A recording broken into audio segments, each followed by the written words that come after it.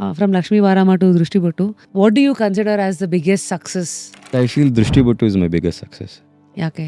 ಯಾಕೆ ಅಂದರೆ whatever project that you are doing is your biggest success. Power of now. Yes, so whatever is now is your biggest thing. That is biggest learning actually. ಅದು ಎಲ್ಲರೂ ಹೇಳ್ತಾರೆ. ನಾನು ಅವಾಗಿಂದ ಈ ಕೋಟ್ಸ್ನ ಕೇಳ್ಕೊಂಡು ಬಂದಿದ್ದೀನಿ, ನೋಡ್ಕೊಂಡು ಬಂದಿದ್ದೀನಿ, ದೊಡ್ಡವ್ರು ಹೇಳೋದನ್ನ ಕೇಳಿದ್ದೀನಿ. But we have to experience it. To believe that. Yes, that will happen only when you experience life. That will happen only when you see success and failure and a lot of disappointment sometimes, and also a lot of it's not only negative, the positives also. Uppi sir ತುಂಬ ಚೆನ್ನಾಗಿ ಹೇಳ್ತಾರೆ ಒಂದು ಇದರಲ್ಲಿ, ನಿಂದೇನು ಈ ಕ್ಷಣಕ್ಕೆ ಅಂತ ಒಂದು ತುಂಬ ವೈರಲ್ ಆಗಿತ್ತು.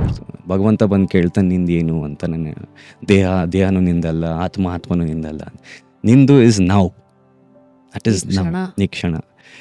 ಬಟ್ ಅದು ಈಗ ನಾವು ಮಾತಾಡೋಕ್ಕೆ ಚಂದ ಅದು, but you have to learn to realise it. ಇದನ್ನ ಇವತ್ತಲ್ಲ, ಅವಾಗ art of living Ravishankar power of ನಾವು ಏನೋ ಮನ್ಸೆಲ್ಲ ಹೋದ್ರೆ ಈ ಚಟ್ಗೆ ಹೊಡ್ಕೊಂಡು ಕರ್ಕೊಂಬನಿದ್ರು.